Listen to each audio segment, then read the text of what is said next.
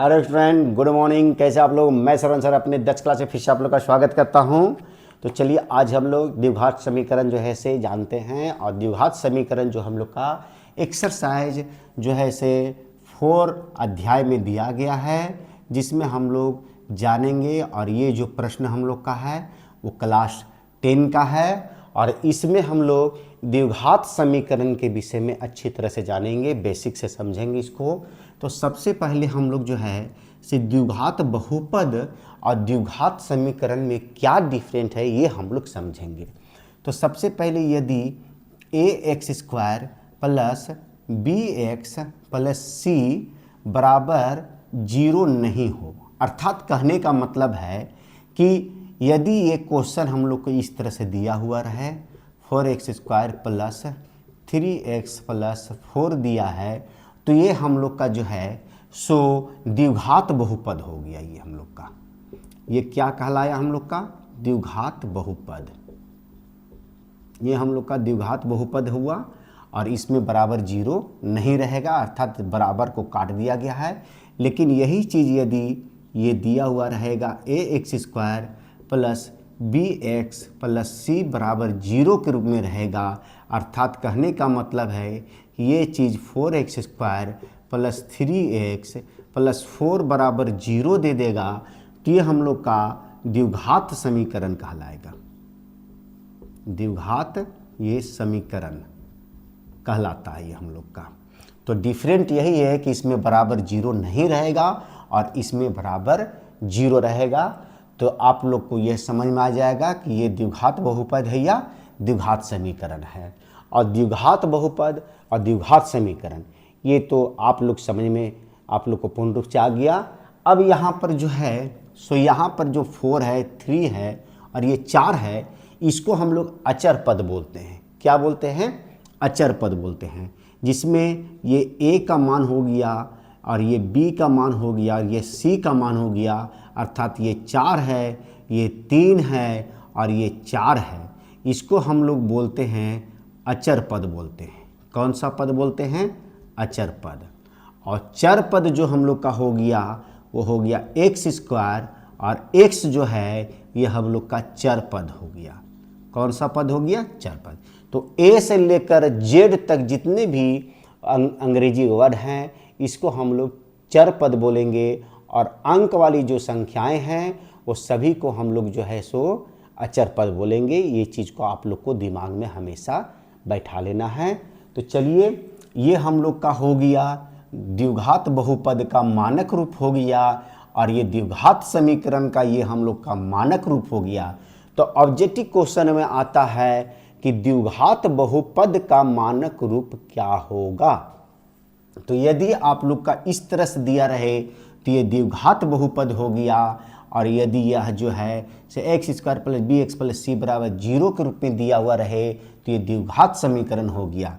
यदि आप लोग का ए एक्स प्लस बी वाई बराबर 0 दिया रहे तो इसको आप लोग द्विघात बहुपद का मानक रूप बोल सकते हैं, या a x plus b y plus c दिया रहे तो इसको भी आप लोग द्विघात बहुपद का मानक रूप कह सकते हैं। और यदि a x square plus b x plus c बराबर 0 दिया रहे तो इसे द्विघात समीकरण का मानक रूप कहेंगे। तो इस ऑप्शन में से जो भी ऑप्शन आप लोग को दिया हुआ रहे तो द्विघात बहुपद कौन होगा और द्विघात समीकरण कौन होगा, ये आप लोग को है सो पहचान लेना है। और पहचानने का तरीका मैं आप लोग को बता दिया हूँ कि यदि जिसका इक्वल में 0 देगा तो द्विघात समीकरण होगा, और जिसका इक्वल में 0 नहीं रहेगा अर्थात ये मान हमेशा नहीं रहेगा, इस रूप में दिया रहे तो ये द्विघात बहुपद होगा, या सिर्फ यहाँ से यहाँ तक दिया हुआ रहे ये भी द्विघात बहुपद होगा। अब जो है से इससे आधारित प्रश्नों को हम लोग जो है से जानेंगे। तो चलिए सबसे पहले इसको क्लीन करते हैं।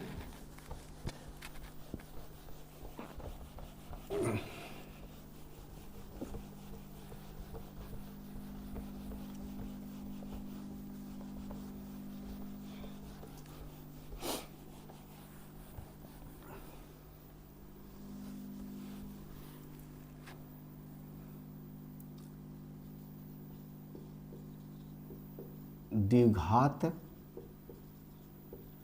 बहुपद और समीकरण को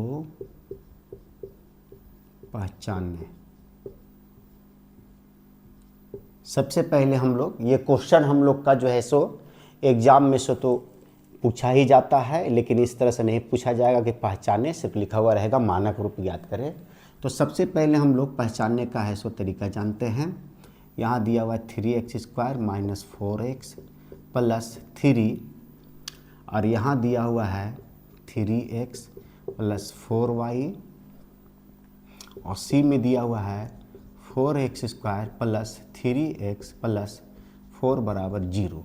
अब इसमें से द्विघात बहुपद और द्विघात समीकरण कौन है ये हम लोग को पहचानना है। तो यहाँ पर देखिए इसका इक्वल में 0 नहीं है, तो ये हम लोग का जो है से द्विघात बहुपद हो गया। क्या हो गया ये हम लोग का द्विघात बहुपद हो गया। ये इसमें भी 0 नहीं है, ये भी हम लोग का द्विघात बहुपद हो गया, द्विघात बहुपद। अब इसमें 0 जो दिया हुआ है तो ये हम लोग का द्विघात समीकरण हो गया, द्विघात समीकरण। तो उम्मीद है कि आप लोग को द्विघात बहुपद और द्विघात समीकरण जो है सो समझ में आ गया होगा, और द्विघात बहुपद और द्विघात समीकरण का डिफिनेशन अर्थात डिफरेंट भी आप लोग को इसमें समझ में आ गया होगा। डिफिनेशन आप लिख सकते हैं, जो समीकरण ax² plus bx plus c के रूप में दिया रहे तो उसे हम लोग द्विघात बहुपद कहते हैं, और जो समीकरण ax² plus bx plus c बराबर 0 के रूप में दिया रहे तो वह द्विघात समीकरण कहलाता है।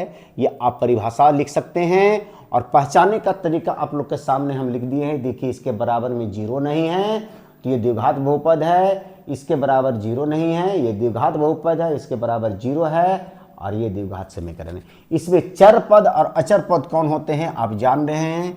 ये हो गया हम लोग का जो है सो ये चर पद हो गया, और 3, 4 और 3 ये संख्याएं अचर पद हो गया। ये 2 चर वाले रैखिक समीकरण, इसमें 2 चर दिया गया x और y, इसको 2 चर वाले रैखिक समीकरण करें। इसमें x और y दोनों का जो है सो चर अलग अलग है, इसलिए 2 चर वाले रैखिक समीकरण है।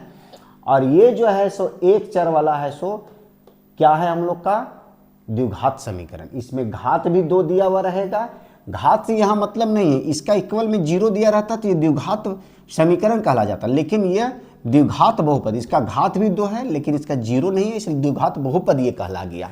और इसमें है सो 4x² प्लस 3x प्लस 4 बराबर 0, इसमें 0 दिया गया और घात भी 2 दिया गया है, तो ये द्विघात समीकरण कहला गया। तो उम्मीद है कि आप लोग को द्विघात समीकरण और द्विघात बहुपद में अंतर और इसकी परिभाषा और इसके उदाहरण आप लोग को पूर्ण रूप से समझ में आ गया होगा। तो यदि आप लोग को पूर्ण रूप से समझ में आ गया है तो आगे का वीडियो हम लोग इससे संबंधित सारे प्रश्नों को हल करेंगे, और उम्मीद है आप लोग से कि आप लोग को वह पूरा से पूरा प्रश्न है सो समझ में आएगा, और उस प्रश्न से एक भी प्रश्न अलग हम लोग को बोर्ड एग्जाम में पूछा नहीं जाता है।